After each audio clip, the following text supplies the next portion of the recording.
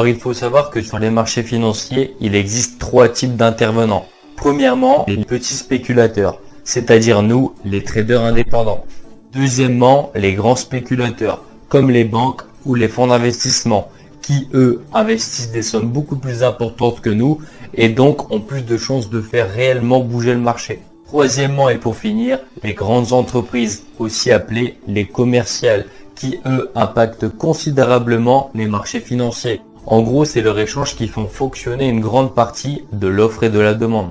Alors il faut savoir que les grandes institutions ne se préoccupent pas du tout de ce qu'on peut trouver sur les graphiques boursiers. Ce qui les intéresse, eux, c'est le prix. Oui, il existe des prix clés et c'est sur ces prix clés que les grandes institutions comme les banques ou les fonds d'investissement auront tendance à investir. C'est pour cela qu'il faut obligatoirement connaître ces prix clés. Ces prix peuvent servir de support ou de résistance ou d'un endroit idéal pour placer son take profit. On les appelle les supports et résistances institutionnels. Alors qu'est-ce qu'une résistance ou support institutionnel? C'est tout simplement un prix. En swing trading, les supports et résistances institutionnels seront identifiables sur des prix ronds.